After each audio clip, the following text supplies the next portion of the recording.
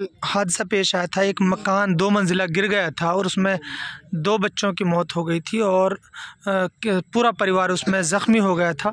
उसमें ये बच्चा भी था और यहाँ बहुत बड़ा हादसा है। ये उलमाए किराम पहुँचे, कल से यही है। मौलाना तौफीक साहब नमाज जनाजा में भी रहे और पूरे तरीके से यहाँ, क्योंकि इलाके के ज़िम्मेदारों में है। मुफ्ती साहब, क्या कहना चाहते हैं आप?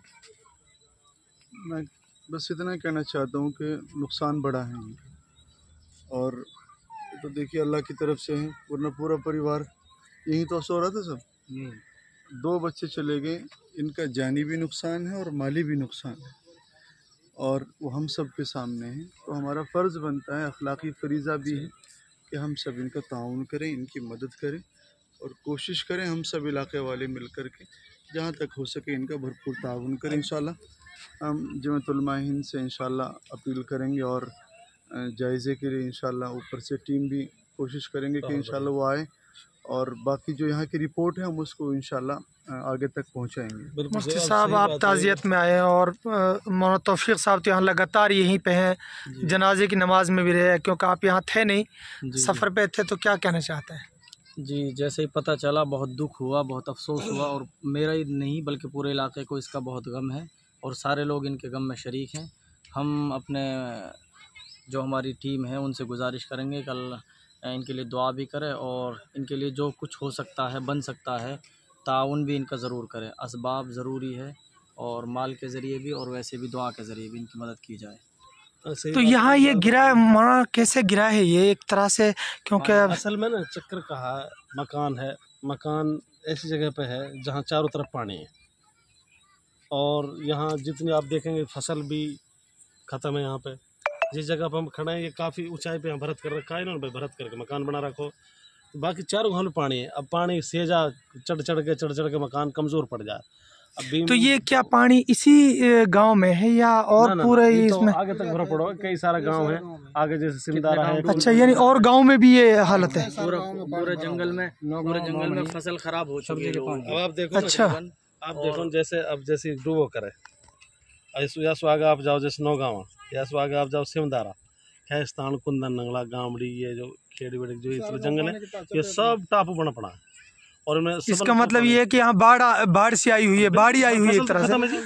ज्वार बाजरा तो लोगों का बिल्कुल खत्म ही है। अब सुबह जो है एक आदमी उसका रो कुंदन नंगला को, भाई मौल साहब मैं जैसे दिन बैठा हूँ सुबह, भाई मौल साहब हम तो टापू में, हमारा तो 20 किला बिल्कुल ख़त्म है, 20 बीघा ज़मीन बिल्कुल ख़त्म है और ना अब फसल हो रही ना गेहूँ हो सनुक, बड़ी हालत खराब है, बड़ी बहुत सही बात बहुत नुकसान है इलाका में। और लेकिन सही बात यह है कि फिर भी हमारी कौम की बहुत बड़ी बात है कि अपना दुख है महसूस ना करके दूर का दुख महसूस करना ही बड़ी बात रही इनकी। वरना तो एरिंगामन ने भी पंजाब काफ़ी माल भेजो होगा कि जबकि इन्हें खुद ने ज़रूरत है। जी बिल्कुल, खुद मजबूर है। सही बात यह है कि तो वो हालत तो इनके अपन की भी है तो, लेकिन वहाँ के बावजूद मौलाना साहब, अब जो लोग क्या कहते हैं वहाँ तो माशाल्लाह लोगों ने बहुत ज़्यादा मदद कर दी, बहुत ही ज़्यादा। यानी उन लोगों को इतनी उम्मीद नहीं थी मेवात से, बल्कि वहाँ तो दूसरे इलाकों से भी। अब तो यही गुजारिश है कि हमारे इलाके के जो अक्लमंद लोग हैं वो इस तरफ तवज्जो करें। यहाँ भी बहुत ज़्यादा ज़रूरत है क्योंकि यहाँ भी पूरा जंगल भरा हुआ है और ऐसे मेवात में कई, यहाँ ही नहीं बल्कि कई इलाके हैं, जैसे उजीना के आसपास वो बहुत सारे गांव टच हैं, बहसी वगैरह, वो सारे जलमग्न हैं।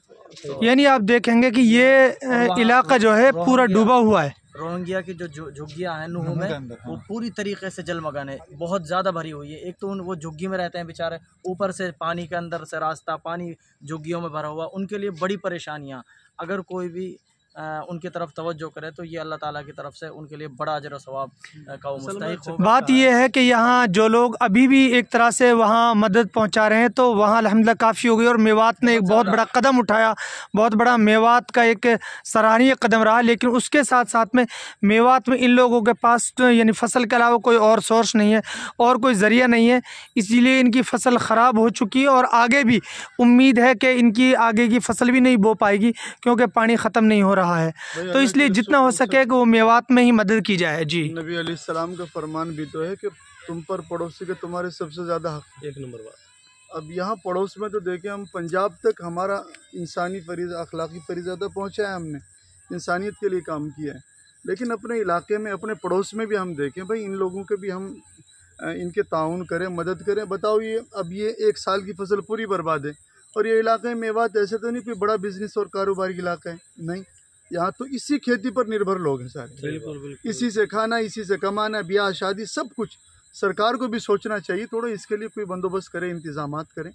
और मेवात वालों आपसे कहता हूँ, वहाँ तो बहुत ताउन हो चुका है, आप किसी वीडियो के बिल्कुल भी उसमें ना आए। मैं कह रहा हूँ हमने हालात का जायज़ा लिया, आप यहाँ काम कीजिए।